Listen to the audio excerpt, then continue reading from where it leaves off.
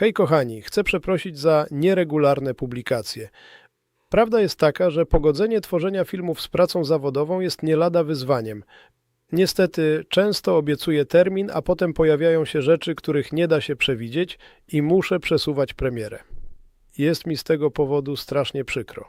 Doceniam waszą cierpliwość.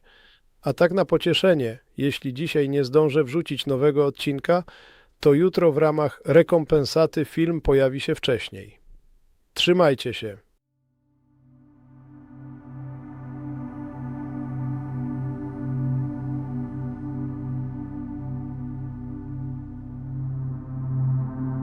Wyobraź sobie taką scenę.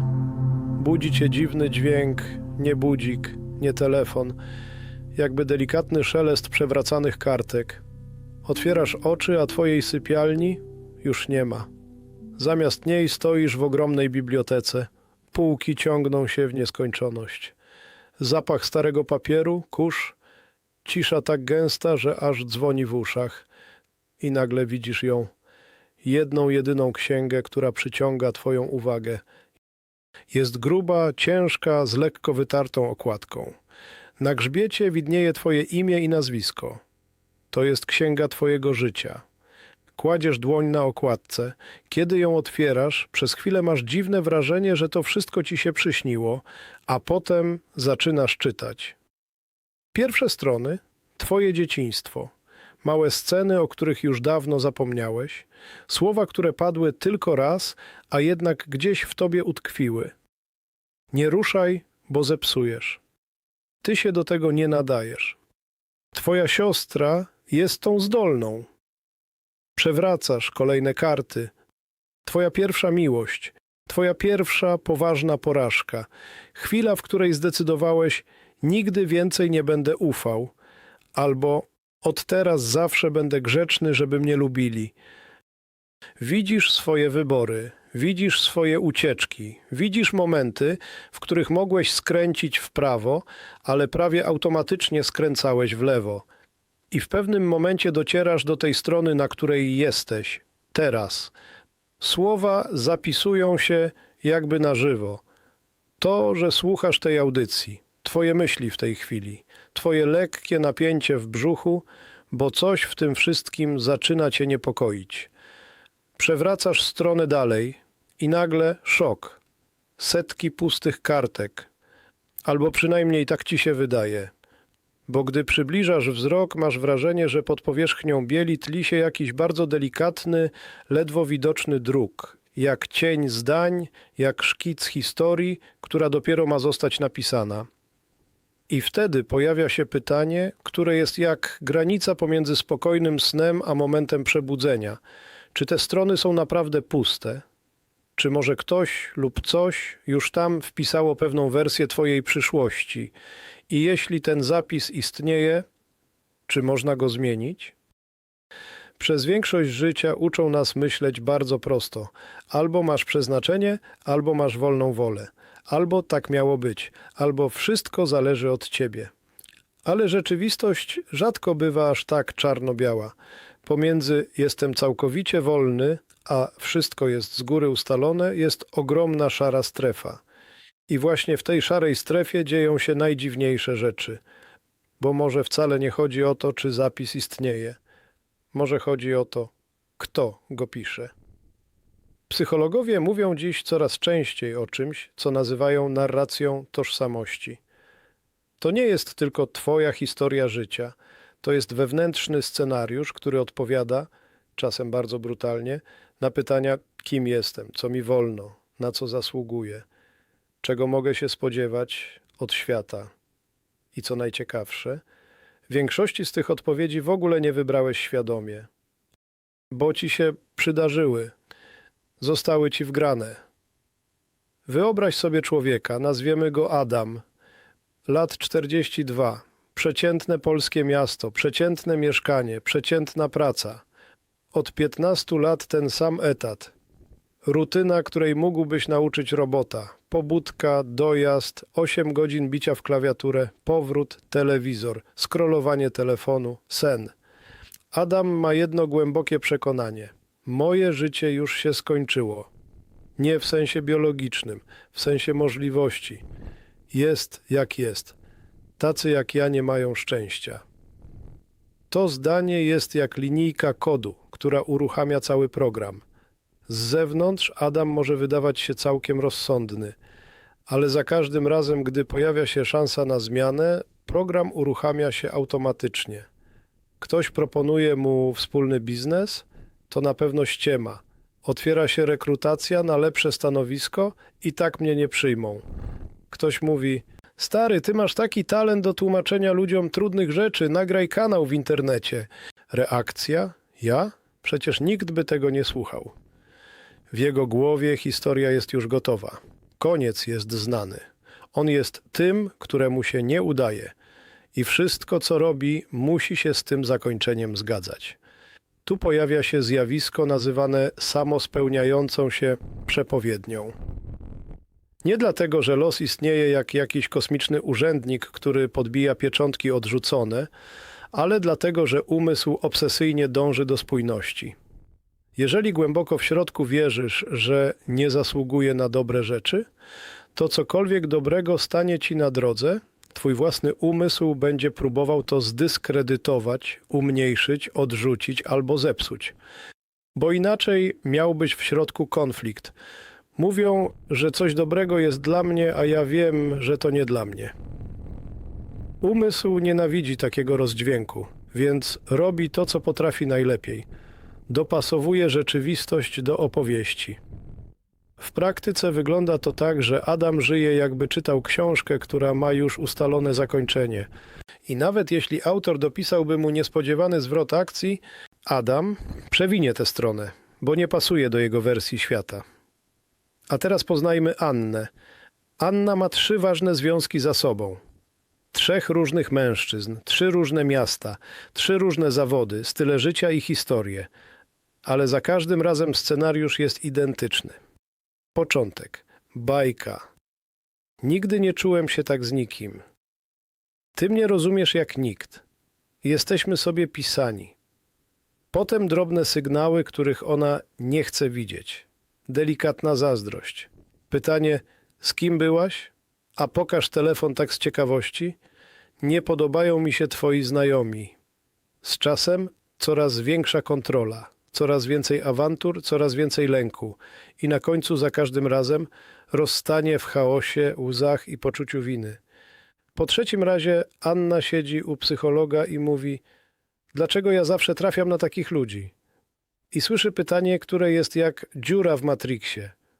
A co, jeśli to nie tylko tacy ludzie, tylko taka historia?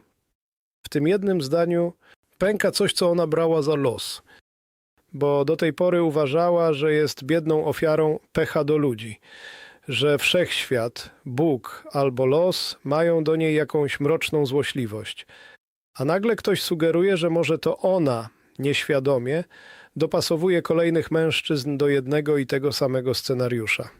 Że kiedy widzi delikatne symptomy kontroli, to nie ucieka, tylko czuje dziwnie znajome ciepło. A to jest miłość. On o mnie walczy. Dlaczego? Bo jej wewnętrzna księga miłości zaczęła się pisać dużo wcześniej niż pierwszy związek. Może była małą dziewczynką, gdy widziała ojca, który krzyczał na matkę, a matka mówiła: on taki jest, ale jak mnie kocha. Może słyszała tyle razy: kiedyś zrozumiesz, że miłość to ciężka praca i cierpienie. Może widziała, że bliskość zawsze pachniała strachem. I jej system nerwowy nauczył się jednego: jeżeli nie ma trochę dramatu, to nie jest prawdziwa miłość. Więc kiedy w dorosłym życiu spotyka kogoś spokojnego, dobrego, stabilnego, jej ciało mówi: nuda, to nie miłość. Zamyka się. Czy to przeznaczenie? Czy to pech? Czy to może po prostu bardzo konsekwentnie zagrany wewnętrzny scenariusz? Zarówno Adam, jak i Anna są ofiarami czegoś, co można nazwać programem. Ten program zaczął się pisać, zanim byli w stanie cokolwiek świadomie wybrać. Słowa rodziców, nastroje w domu, porównania w szkole, religijne strachy, telewizja lecąca w tle, dramaty rodziny, o których się nie mówiło, ale które wszyscy czuli. Każde takie doświadczenie to jak kolejna linijka kodu, kolejny akapit w księdze. I teraz uwaga. Nauka mówi, że mózg człowieka nie jest twardym dyskiem, który raz zapisany, już taki zostaje. Mózg jest plastyczny.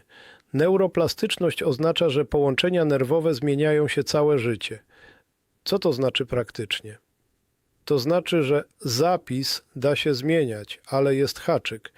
Jeśli nie robisz tego świadomie, ktoś inny bardzo chętnie zrobi to za ciebie.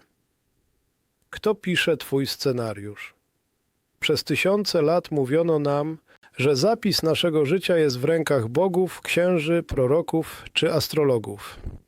Tak było zapisane w gwiazdach. Bóg tak chciał. Twoje imię jest zapisane w księdze życia. Dziś to brzmi dla wielu z nas jak religijne metafory. Tyle, że ktoś przejął pałeczkę. Spójrz, kto dziś najmocniej walczy o twoją uwagę, twoje emocje, twoje decyzje. To nie są już kapłani w świątyniach, tylko architekci algorytmów, specjaliści od reklam, psychologowie zatrudnieni przez wielkie korporacje, sztuczne inteligencje, które analizują każdy twój klik. Jeżeli nie płacisz za produkt, produktem jesteś ty, a dokładniej twoja uwaga i twoja przewidywalność. Im bardziej przewidywalne są twoje reakcje, tym łatwiej cię sprzedać, ukierunkować, wykorzystać. Kiedyś istniały tajne projekty jak MK Ultra, gdzie badano, jak daleko można ingerować w ludzką psychikę. To nie teoria spiskowa, to udokumentowany fakt historyczny. Dziś podobne badania nie dzieją się w piwnicy tajnych służb, tylko w pięknych biurowcach największych firm technologicznych świata. One nie muszą cię torturować ani podawać ci chemicznych substancji. Wystarczy, że karmią cię odpowiednio dobranymi obrazami, słowami, nagłówkami, lękami i tworzą coś, co można by nazwać drugą księgą twojego życia, tym razem cyfrową. W bazach danych istnieje statystyczny ty. Twój profil, jakie strony odwiedzasz, czego się boisz, na jakich nagłówkach zatrzymujesz wzrok, jak długo oglądasz kontrowersyjne treści, a jak szybko przewijasz coś, co wymaga skupienia. Na tej podstawie algorytmy potrafią przewidzieć zaskakująco dużo. Na kogo zagłosujesz, kiedy możesz się zakochać, co kupisz, z czego zrezygnujesz, w którym momencie będziesz najbardziej podatny na konkretną reklamę. Zauważ ironię. Przez wieki myśleliśmy, że gdzieś tam w niebie jest księga naszego życia, a dziś ta księga siedzi na serwerach w Kalifornii, w Chinach albo w innych centrach danych. Czy to nie jest fascynujące i przerażające jednocześnie? Zróbmy teraz krok w bok, w stronę nauki i fizyki. Niektórzy fizycy proponują model, w którym czas nie jest rzeką, która płynie od przeszłości do przyszłości. Bardziej przypomina blok, bryłę, w której przeszłość, teraźniejszość i przyszłość istnieją jednocześnie jak strony książki. My jesteśmy jak czytelnik, który przesuwa wzrok po kolejnych linijkach. Z tej perspektywy twoje jutro już gdzieś jest, tak samo jak jest twoje pierwsze wspomnienie z dzieciństwa. Ale to jeszcze nie wszystko. Są też interpretacje, według których istnieje nie jedna, a nieskończona ilość potencjalnych linii czasu. Jak w ogromnej bibliotece, w której jest nie jedna księga twojego życia, a cały regał książek z twoim imieniem na grzbiecie, w jednej wersji podejmujesz tamtą decyzję, w drugiej inną, w trzeciej w ogóle nie zauważasz, że decyzja była możliwa. Każdy wybór, każdy tak i każde nie to jak przerzucenie się na inną książkę. Może więc zapis istnieje, ale nie jako jedna księga, tylko jako biblioteka możliwości. W takim modelu pytanie przestaje brzmieć, czy mogę zmienić swój zapis, a raczej, czy mogę zmienić książkę, którą właśnie czytam. W duchowych tradycjach od tysięcy lat mówi się o czymś, co brzmi podejrzanie podobnie. W hinduizmie i buddyzmie mamy pojęcie karmy, nie jako kary, ale jako konsekwencji i pewnego planu lekcji na dane wcielenie. W tradycjach ezoterycznych pojawia się idea kronik Akaszy. kosmicznej biblioteki, gdzie zapisane są wszystkie możliwe wersje wszystkich historii. Nie tylko to, co się wydarzyło, ale to, co mogło się wydarzyć i to, co jeszcze może się wydarzyć. Dusza, zanim się wcieli, wybiera podobno pewien pakiet startowy: rodzinę, ciało, kluczowe wyzwania, główne tematy, z którymi będzie pracować.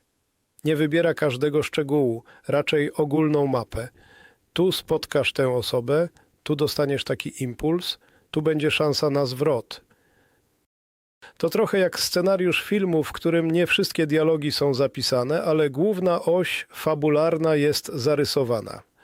I teraz, jeśli to prawda, to dwie rzeczy są jednocześnie możliwe. Po pierwsze, tak, istnieje jakiegoś rodzaju zapis. Po drugie, w ramach tego zapisu jest ogromna przestrzeń na improwizację. Na to, czy staniesz się ofiarą, która całe życie powtarza: tak widocznie miało być, jestem przeklęty. Czy świadomym graczem, który mówi: okej, skoro to się powtarza, to znaczy, że czas to przepracować, a nie tylko cierpieć. Czy można zmienić przeszłość? Tu pojawia się bardzo niewygodne pytanie: co z przeszłością? Przecież dzieciństwo już się wydarzyło, trauma już miała miejsce. Rodzice powiedzieli, co powiedzieli, związki się rozpadły tak czy inaczej. Czy da się zmienić coś, co już się stało? I tu nauka w bardzo niezamierzony sposób zaczyna zbliżać się do duchowości. Bo kiedy badamy pamięć, okazuje się, że mózg nie działa jak kamera. Nie odtwarza nagrania z przeszłości. On za każdym razem tworzy je na nowo. Każde wspomnienie jest rekonstrukcją, domysłem, opowieścią, którą twój mózg składa z fragmentów doznań, emocji, słów, z obecnego nastroju. To znaczy, że nie tyle pamiętasz to, co było, ile raczej to, jak dziś rozumiesz to, co było. Dwóch ludzi może przeżyć identyczne wydarzenie. Jeden powie: to mnie zniszczyło, drugi powie: to mnie ukształtowało. Wydarzenie to samo, zapis zupełnie inny. W psychologii są techniki, które wprost polegają na przepisywaniu twojej relacji z przeszłością. Nie na udawaniu, że nic się nie stało, ale na zmianie symboliki i znaczenia. Na przykład człowiek, który całe życie nienawidził swojego ojca alkoholika, bo kojarzył go tylko z przemocą, w trakcie terapii nagle zauważa, że jego własna zdolność do empatii, do pomagania innym, do wyczuwania cudzego bólu jest wprost związana z tym, co przeszedł jako dziecko. I może pierwszy raz w życiu może powiedzieć: to był koszmar, ale jeśli już to się wydarzyło, mogę użyć tego do czegoś, co ma sens. Czy fakty się zmieniły? Nie. Czy zapis w jego księdze jest teraz inny? Tak. Bo z rozdziału jestem ofiarą, którą wszyscy ranią, przechodzimy do rozdziału jestem kimś, kto potrafi zrozumieć i leczyć cudzy ból, bo sam go znał. Ta zmiana nie jest tylko poetycka. Zmienia się chemia jego mózgu, zmieniają się jego decyzje, zmienia się to, jakich ludzi przyciąga, zmienia się przyszłość. Może więc przeszłości nie da się odwydarzyć, ale da się zmienić język, w jakim jest zapisana, a to często wystarczy, żeby poszła w inną stronę cała reszta księgi. Jeżeli mówimy o teoriospiskowej wersji tej historii, to spisek ma zawsze dwa poziomy. Pierwszy oczywisty, zewnętrzny system, który chce, żebyś był przewidywalny. Bo przewidywalny człowiek to idealny klient, idealny wyborca, idealny element maszyny. Taki człowiek nie zadaje za dużo pytań, nie kwestionuje autorytetów, nie szuka własnej ścieżki, po prostu realizuje scenariusz, który mu napisano. Rodzisz się, idziesz do szkoły, uczysz się nie tego, jak myśleć, tylko jak odtwarzać. Potem praca, kredyt, telewizor, scrollowanie, trochę rozrywek, trochę dramatu i na końcu łóżko szpitalne. Scenariusz znany, oswojony, łatwy do zarządzania. Ale jest też drugi poziom spisku, wewnętrzny. To ta część ciebie, która boi się wolności bardziej niż nienawidzi więzienia. Bo wolność oznacza odpowiedzialność. Jeśli przyznam, że mogę coś zmienić, to muszę przyznać, że to, w czym jestem teraz, nie jest tylko winą systemu. Łatwiej powiedzieć: tak już mam. Tacy jak my, w moim wieku, w tym kraju, Łatwiej zostać wiernym czytelnikiem tej samej księgi, niż pójść do innego regału i wziąć do ręki inną wersję siebie. I tu pojawia się głębsza filozoficzno-duchowa warstwa. Może największy spisek polega na tym, że wmówiono ci i ty sam sobie wmówiłeś, że nie masz wyboru. Jak więc w praktyce zacząć zmieniać zapis własnego życia? Wyobraź sobie, że twoja narracja to jest program, kod. Pierwszy krok. Zauważ, jaki program jest teraz aktywny. Posłuchaj, jak do siebie mówisz w myślach. Każde, bo ja zawsze i każde ze mną to nigdy jest linijką kodu. Bo ja zawsze przyciągam toksycznych ludzi. Bo ja nigdy nie kończę tego, co zacznę. Bo ja mam taką rodzinę. Bo ja nie jestem z tych od sukcesu. To są tytuły rozdziałów twojej księgi. Napisz je na kartce. Serio. Zmaterializuj je. Zobacz, jak wyglądają, kiedy nie są już prawdą o tobie, tylko zdaniami na papierze. Drugi krok. Zapytaj, skąd to jest. Kto pierwszy wypowiedział coś podobnego? Matka, ojciec, nauczyciel, ksiądz, telewizor? Czyje głosy mieszkają w twojej głowie i podszywają się pod twoje własne myśli? Trzeci krok. Wprowadź błąd w Matrixie. Jeśli program mówi, tacy jak ja nie mają szczęścia, zrób jedną konkretną rzecz, która mu zaprzecza. Nie musisz od razu rzucać pracy i wyjeżdżać w Bieszczady. Adam, o którym mówiłem, zrobił kiedyś jedną małą rzecz. Zobaczył ogłoszenie o pracy, na którą na pewno się nie nadawał. Program powiedział, nawet nie próbuj, szkoda czasu. On i tak wysłał CV. To wszystko. Jedno kliknięcie wbrew scenariuszowi. Nie dostał tej roboty, ale dostał odpowiedź: dziękujemy, tym razem wybór padł na kogoś innego, ale doceniamy pana profil. To jedno zdanie było pierwszym pęknięciem w jego przekonaniu, że jest tak beznadziejny, że nikt go nie chce. Kilka miesięcy później wysłał CV znowu. Potem poszedł na rozmowę. Za trzecim razem zmienił pracę, a potem tryb życia, ludzi, sposób, w jaki na siebie patrzył. Czy to magia? Nie. To konsekwencja pierwszego, bardzo niemagicznego gestu. Działania wbrew staremu zapisowi. Anna zrobiła coś podobnego. Zanim weszła w kolejny związek, ustanowiła dla siebie jedną prostą zasadę. Ktokolwiek będzie chciał ze mną być, musi mieć w swoim życiu własne pasje, własnych znajomych i nie będzie mi grzebał w telefonie. Czy to rozwiązało wszystkie problemy? Nie. Ale sprawiło, że wcześniej toksyczni kandydaci filtrowali się sami, już na pierwszych etapach znajomości. To nie los się zmienił. To ona zmieniła kryteria scenariusza. I nagle inne postacie zaczęły pojawiać się w jej historii. Czwarty krok. Napisz nowy tytuł rozdziału. Zamiast ja zawsze przyciągam toksycznych ludzi, napisz: uczę się rozpoznawać i wybierać zdrowe relacje. Zamiast ja nigdy nie kończę tego, co zacznę, napisz: uczę się doprowadzać ważne dla mnie rzeczy do końca. To nie jest tania afirmacja typu jestem milionerem, kiedy masz minus na koncie. To jest realistyczna, ale nowa narracja, która otwiera ci inną linię czasu. Piąty krok. Nakarm nową historię. Każda historia potrzebuje emocji, energii, powtórzeń. Jeśli od 20 lat powtarzasz sobie codziennie jestem nieudacznikiem, nie oczekuj, że jedno zdanie zmieni wszystko.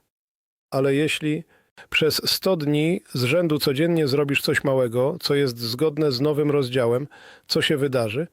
Jeśli twoja nowa narracja brzmi jestem kimś, kto szanuje swoje ciało i przez 100 dni codziennie zrobisz 10 przysiadów, wypijesz szklankę wody więcej, pójdziesz 15 minut na spacer zamiast scrollować, czy to nadal będzie tylko piękna myśl, czy już konkretny zapis w materii?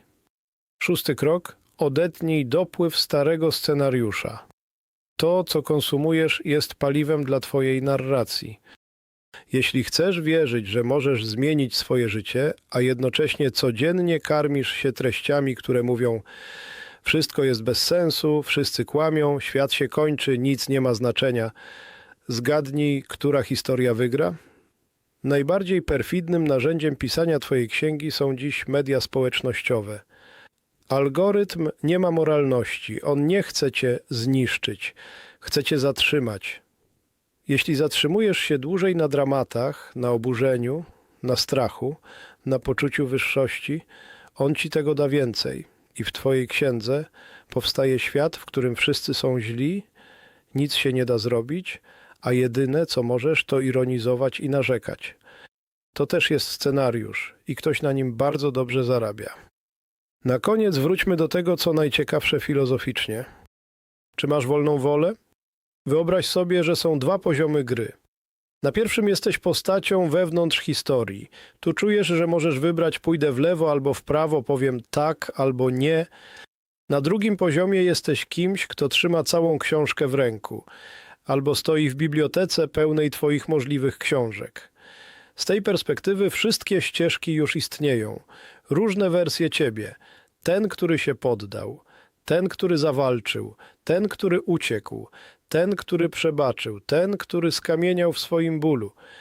Twoja dusza, jeśli przyjmiemy, że istnieje, widzi całą mapę. Ty tu, w tym ciele, na tej kanapie, w tym mieście widzisz tylko kolejny krok. Ale to w tym jednym kroku realizuje się twoja wolna wola. Może więc nie zmienisz biblioteki. Może nie zmienisz tego, że istnieją różne linie czasu dla ciebie. Ale możesz wybrać, po którą książkę sięgniesz dzisiaj. Możesz przestać udawać, że nie masz wpływu i jednocześnie przestać się biczować, że nie kontrolujesz wszystkiego. Bo nie o to chodzi. Chodzi o to, żebyś przestał być czytelnikiem, któremu ktoś trzyma książkę przy twarzy, a stał się czytelnikiem, który sam wybiera, co czyta i który czasem z odwagą pisze na marginesie: z tym się nie zgadzam. Tu wybieram inaczej. Tu historia się zmienia. Wyobraź sobie jeszcze raz tamten moment w bibliotece.